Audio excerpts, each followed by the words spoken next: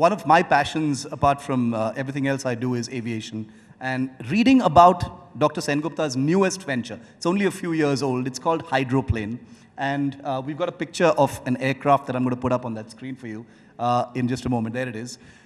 Dr. Sengupta now heads a company called Hydroplane, which is researching a kind of hydrogen fuel cell, a power system for light aircraft, helicopters, that is completely emission-free, completely noise-free. Imagine an aircraft that is emission-free, no emissions, no carbon footprint, no noise, completely safe, and a huge number of other benefits. Because, Dr. Sengupta, every year there's this one thing that goes viral on the internet. We all see a picture of this huge bunch of luxury business jets parked, on this lovely idyllic airport in Switzerland, and these are business jets belonging to some of the biggest business leaders and world leaders, all trooping to Davos for the World Economic Forum.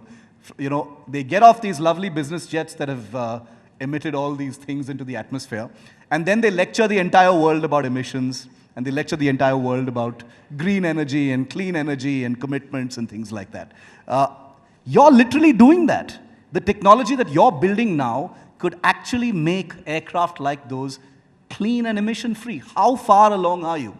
So yes, and this comes back to a prior question, which is hydrogen fuel cell technology was originally developed for the space program. It was developed for the Apollo mission. It was developed for the space shuttle. It's a really efficient form of energy storage. So the company is 3 years old. I founded it 3 years ago, and we're going to have our first flight this year. And this technology not only supports small aircraft and helicopters, it also supports vehicles which currently are operating on diesel, like trucks, transit buses, and rail. So it has the ability to decarbonize multiple forms of ground transport with electrification, with green hydrogen. Because this is something that I would say India desperately needs.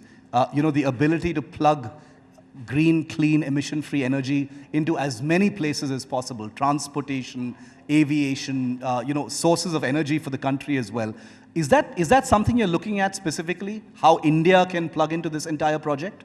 Definitely. So I think India is on the verge of an energy revolution and energy evolution. And I think instead of going the battery route, I think the government and the people here want to go the green hydrogen route. So if India can become a producer of green hydrogen, if India can become a manufacturer or developer of hydrogen fuel cell technology, not only can it decarbonize India's own carbon footprint and transportation network, it can also sell it to the larger Asian community and the larger global community. So now is the time for this technology, and it has the ability to take off.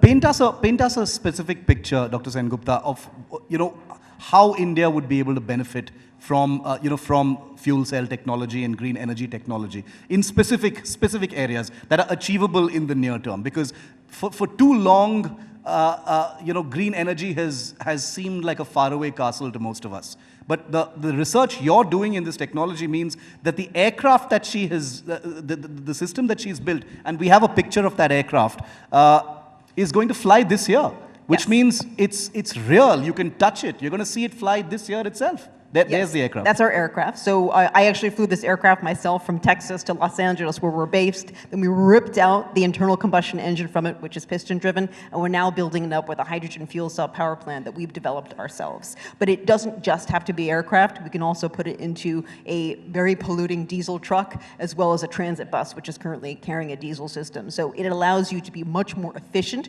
in terms of how much fuel you have to use, and you only put out liquid water in terms of what's coming out of the fuel cell.